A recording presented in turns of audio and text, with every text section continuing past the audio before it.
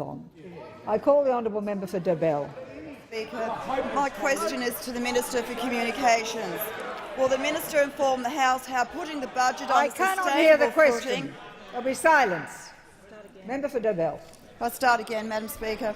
My question is to the Minister for Communications. Will the Minister inform the House how putting the budget on a sustainable footing allows us to invest in areas like preparation for the fibre network in Dobell?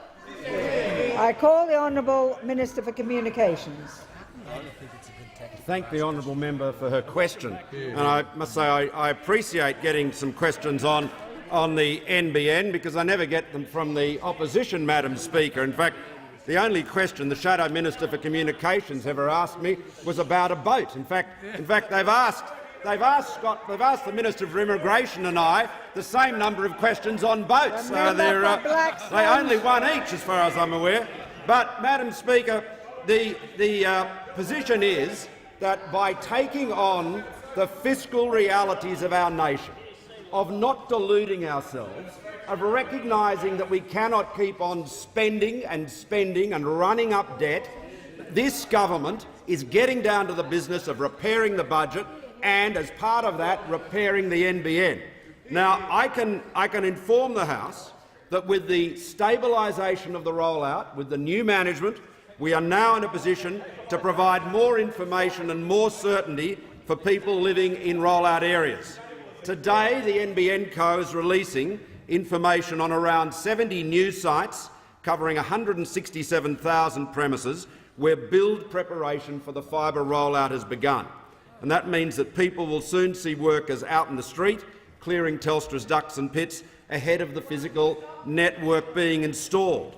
In Dobell, around 7,200 premises are a step closer to getting access to the national broadband network, with build preparation work now underway in Baddo Bay, 4,800 premises, Long Jetty, Tawoon Bay and Blue Bay, about 2,400 premises. And I can inform the honourable member that in her seat of Dobell, the NBN has already passed 13,200 premises in brownfields or built-up areas.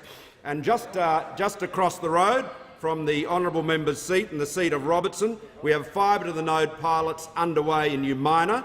We already have 11 nodes in Umina, and as the NBN noted in a recent estimates hearing, we've signed an agreement to facilitate the access to the spare Telstra copper pairs there, meaning end users can be signed up to services on a trial basis. Now, what we've done when we took over government, we took the misleading information Labor had about the rollout off the maps, because what Labor was doing, Senator Conroy was putting green splotches everywhere, misleading people as to what was happening, giving people the impression the NBN was about to come. It was a hopelessly disappointing exercise.